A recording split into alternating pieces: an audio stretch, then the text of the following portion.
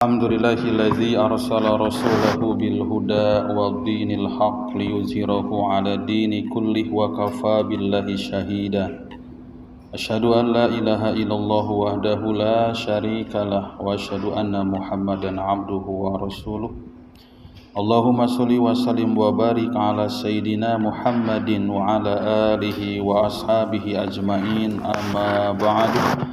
Faya ibadallah, usikum wa nafsi bitaqwallah faqad fazal muttaqun wa tazawwadu bihi fa inna khairaz zadi taqwa. Faqala ta'ala a'udzu billahi minasy syaithanir rajim wa idz ta'adzana rabbukum la in syakartum la azidannakum wa la in kafartum inna azabi lasyadid.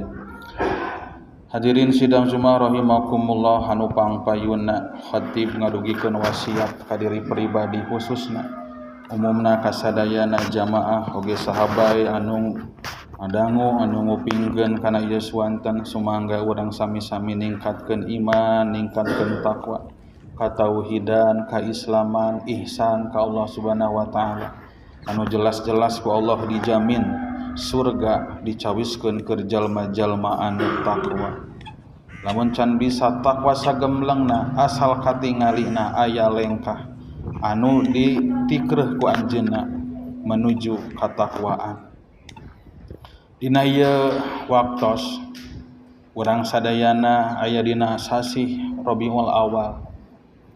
Dina awal sasih anu mulia ieu urang diemutkeun deui ku mangsa ngeunaan sejarah baginda Rasulullah sallallahu alaihi wasallam. Sing janten catatan keur urang sadayana ari cinta ka Nabi, terangna kana perjalanan Nabi sanes saukur carita. Istuning patani sareng masalah akidah. Urang kedah iman ka Allah, iman ka Rasulullah. Kunci keur nyampurnakeun keimanan ka Kangjeng Rasul, maka teu aya sanes iwati urang kudu numbuhkeun kacintaan urang ka Rasulullah sallallahu alaihi wasallam anu dikawitan ku mulai menyelami nalungtik menelusuri kana jejak-jejak sirah nabawiyah Rasulullah anu janten contoh keur urang dina setiap kahirupan sadidinten urang dina bidang padamelan sadidinten pakasaban kaluarga sadayana urusan parantos aya contona ti Kangjeng Rasulullah sallallahu alaihi wasallam. Oge ieu momentum teh urang disangharepkeun kana 17 Agustus diemutkeun deui ku waktos yen urang sadayana teh pada syukur kana nikmat kamardekaan. Urang maknai ieu kemerdekaan salaku hiji nikmat. Lamun urang geus sadar yen ieu kemerdekaan teh nikmat, maka urang bakal ngemutan kumaha carana syukuran ka Allah anu nyaan.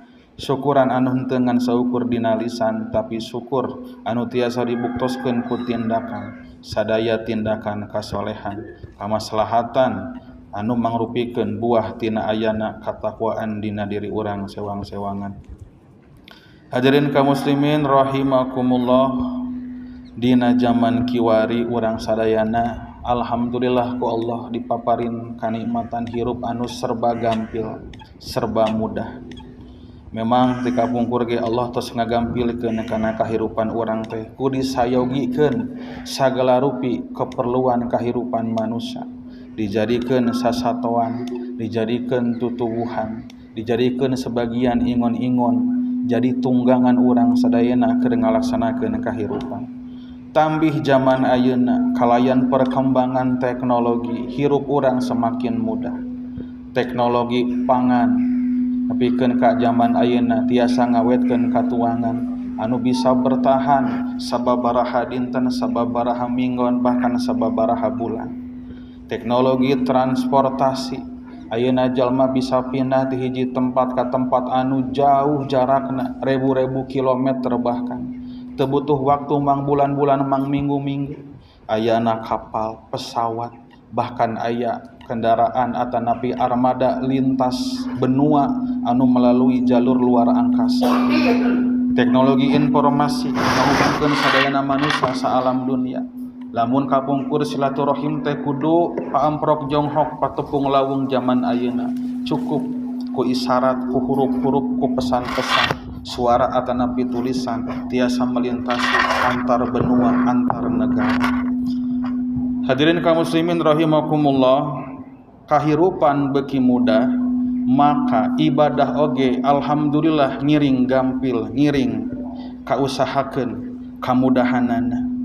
Upami zaman ayeuna hoyong belajar Al-Qur'an, belajar kitab-kitab keagamaan, teu kudu ngajingjing kitab anu sakitu kararandelna, teu kudu nyanak Al-Qur'an ka mamana anu sakitu kandelna. Hoyong ibadah haji umroh zaman kapungkur tangtos waktosna lami kudu nyaba kalem tempat anu sangat jauh, ngalangkungan armada kapal cai anu waktosna berbulan-bulan. Tapi zaman ayeuna parantos tiasa dilaksanakeun ku cara cereng waktos anu sangat singkat. Hoyong sodakoh kapungkur tangtos kudu amprok jeung jalmana, ayeuna bahkan bisa tanpa harus keluar bumi jeung sajabi-sajabina. Kahirupan urang beuki mudah ku Allah Subhanahu wa taala. Tapi ieu urusan teu acan beres.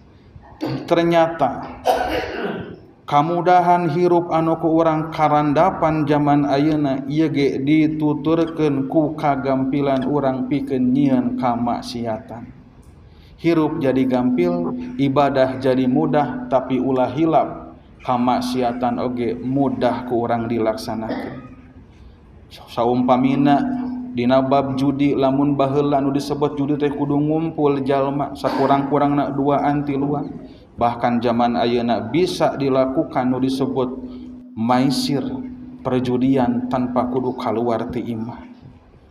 Maksiat panon lamun baheula kudu katingali ku panon secara fisik, ningali orat atawa ningali naon. Zaman ayeuna cukup ningali tina layar jeung tayangan-tayangan anu aya.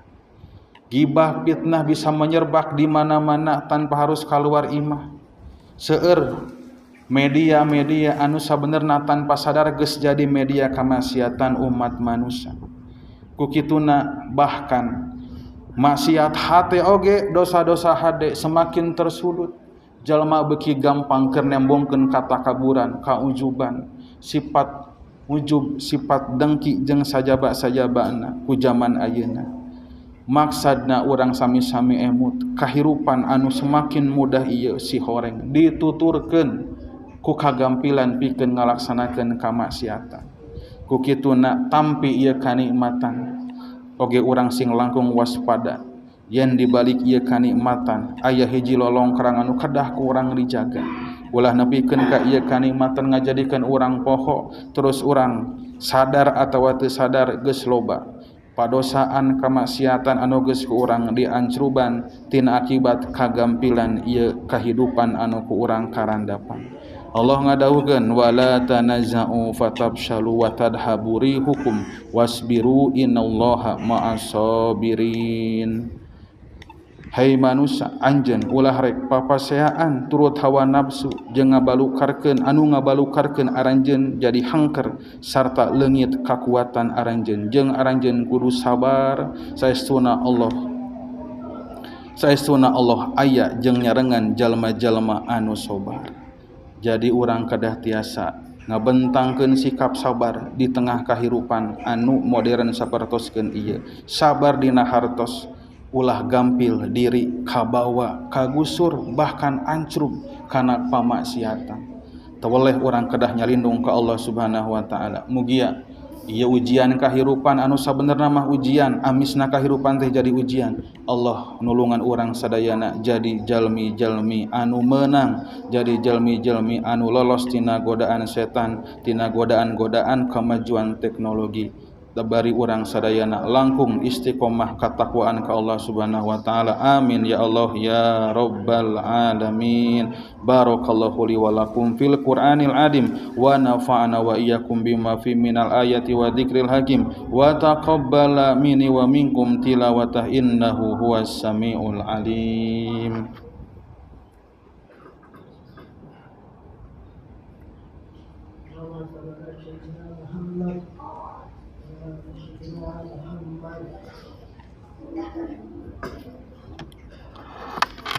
Alhamdulillahi hamdan yabdulu an kulli hamdin kama yafdulu rabbuna ala kulli khalqi أشهد أن لا إله إلا الله وحده لا شريك له وأشهد أن سيدنا محمدا عبده ورسوله الصادق الوعد الأمين اللهم صل وسلم على سيدنا محمد وعلى آله وصحبه أولي الفضل والتمكين أما بعد فيا عباد الله أوصيكم ونفسي بتقوى الله واعلموا أن السعادة في طاعة الله والشقوة في اتباع الهوى والمعاصي قال تعالى أعوذ بالله من الشيطان الرجيم إن الله وملائكته يصلون على النبي يا أيها الذين آمنوا صلوا عليه وسلموا تسليما اللهم صل على سيدنا محمد اللهم صل وسلم وبارك آمين يا الله يا رب العالمين اللهم اغفر للمسلمين والمسلمات والمؤمنين والمؤمنات الأحياء منهم والأموات